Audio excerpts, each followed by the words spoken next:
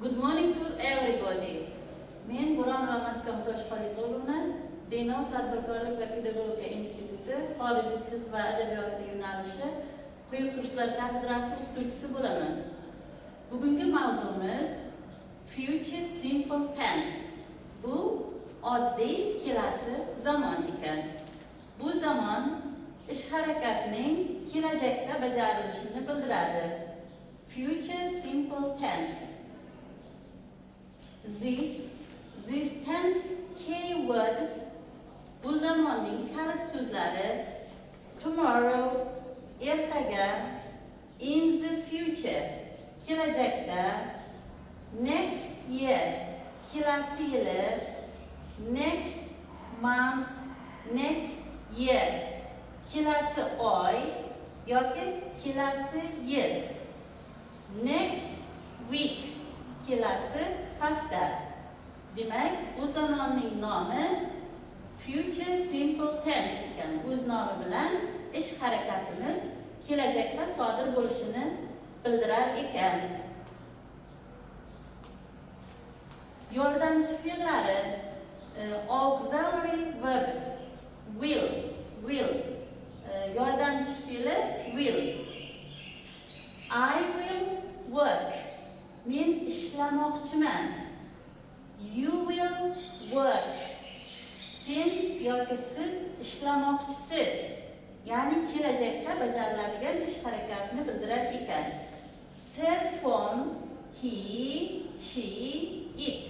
Uchinchi shaxs birlikda esa he will work, she will work. Ya'ni u ishlamoqchi.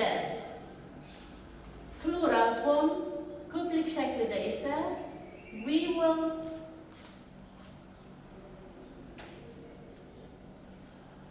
Plural form we will work, ya'ni biz ishlamoqchimiz. You will work in the garden tomorrow. Yoki sizlar ertaga bog'da ishlamoqchisizlar.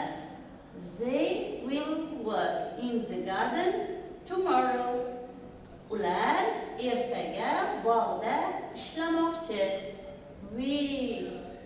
We use auxiliary verb will. Biz bunda yordamchi fe'l will dan foydalanar ekanmiz. Future Simple Tense, ya'ni ish harakatimiz kelajakda bajarilishini bildirar ekan. Please look at the monitor. He will write a letter tomorrow.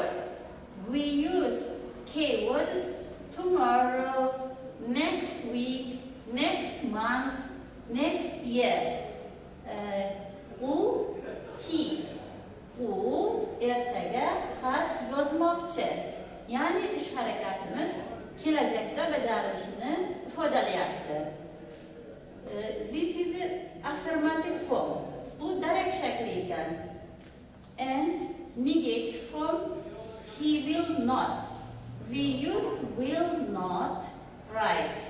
He will not write a letter tomorrow. U ertaga tomorrow xat yozmoqchi emas. This is a negative form. Bu inkor shakli ekan. Will not bo'lyapti. Question form, ya'ni so'roq shaklida first will he write a letter tomorrow? Ya'ni will yordamchi fe'lini egadan oldinga o'tkazar ekanmiz. Will he write a letter tomorrow? Ya'ni u ertaga xat yozmoqchimi deyapti. This is a future simple tense. Bu kelasi oddiy kelasi zamon ekan. Ya'ni ish harakatimiz kelajakda bajarilishini ifodalaydi. Bugungi darsimiz mana shu edi. Thank you for your attention.